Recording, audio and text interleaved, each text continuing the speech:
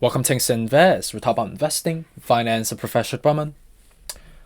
So current time of 10:04 a.m. on the Eastern Time on Jan 17th on Wednesday. Hope you guys have a good week so far. We are halfway through the week.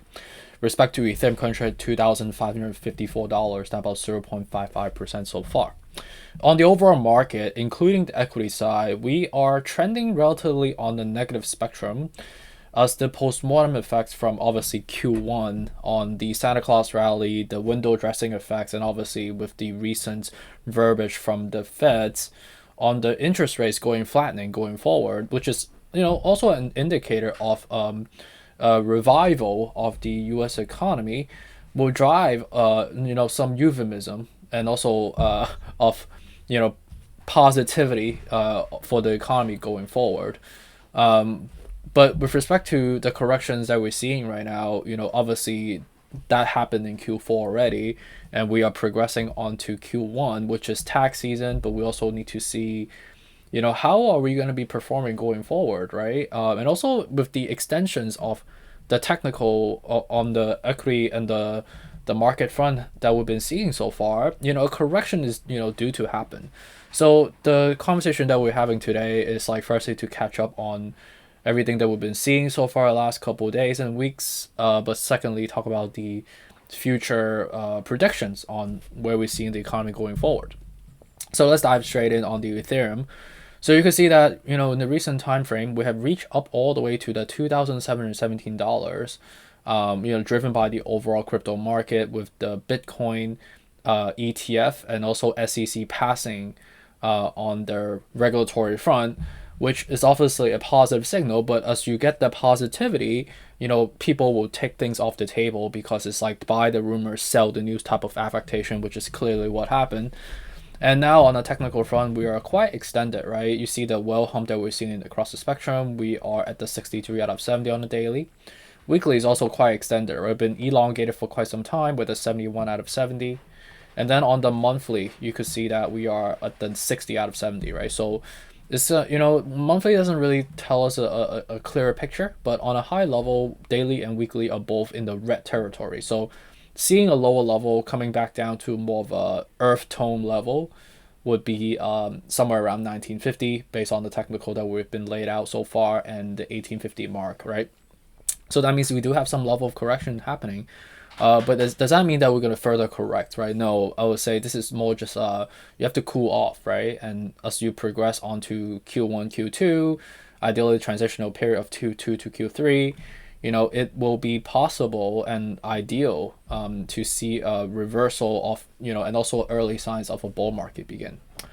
On the Bitcoin side of the equation, you could see that we're quite elongated at the 62 out of 70 on the monthly as well. On the weekly, you could see that we have definitely, have reached the peak of crossing all the way to the 49,000 mark, which we're trying to get up to the 50K, but obviously we didn't have enough gas, and you see that the gas basically stopped at the 49, which was frankly not even a level because that was like a really short time frame that we got there. It was more of a hype that the market have driven it up to that point, right? But now we can see that the well hump has been formed. We have formed an apex and we'll quite extend the 69 out of 70. So definitely not an ideal level to get in. And on the daily perspective, we are on the opposite side of the spectrum. But in terms of again, weekly is a more of a negative pattern, but daily, in more of a close proximity, it is indicating that we will see some uptick from here. Because you don't just go up in one shot, go down in one shot. You kind of have to oscillate on a sideways fashion. So what this is telling us is that we will see a bounce, and based on the technical on the daily, we will see a bounce. And I think we will basically bounce from the level that we're at right now, from 42 to basically $45,000 level from there. And then last but not least, on the SPY front, you can see that with the 41,471. Down 1% so far. We're basically struggling, right? Daily, you could see that we've corrected and we are, still on the right side of the spectrum. We're basically separating up on the MACD front. Weekly is also, we've been quite extended for quite some time with the 63 out of 70. So what we need to do is basically correct back down to more of an Earth-like level, ideally at the 4453 level minimally. So that means we do have some more room to go, unfortunately. And then on the monthly is also, a little bit elongated at the 63. So more correction is happening. It seems like we are, just holding on by a thread. We try to get all-time high, which we did at the 479, but not obviously, we've been getting rejected 3 times so far, and that's a bad indicator. And also of how extended we are so far, it just tells you that we will see more correction happening. And then take a look at some of the selective stocks. Let's take a look at Tesla. You could see that with respect to Tesla is quite flat on the monthly, but daily is actually quite significantly corrected with a large separation. This is definitely more of an oversold territory. So definitely ideal to be getting in if you're interested in buying stocks around this level. And then on NEO as well, I would say fairly similar, right? On the weekly, it's also quite suppressed. On the daily, is also quite oversold.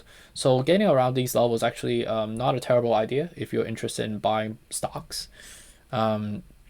So getting around this level is actually not a terrible idea. So let me know if you have any questions, and I'm happy to also like dive further into specific stocks. So if you're just like subscribe to our Patreon for coaching session, or if you're looking for more guidance, we do have a daily updates on the stocks and the crypto portfolio that we do on a day-to-day basis. So let me know if you have any questions, and feel free to comment and ask questions below as well. I appreciate all the support, and let's keep this going. Appreciate you. Take care. Bye.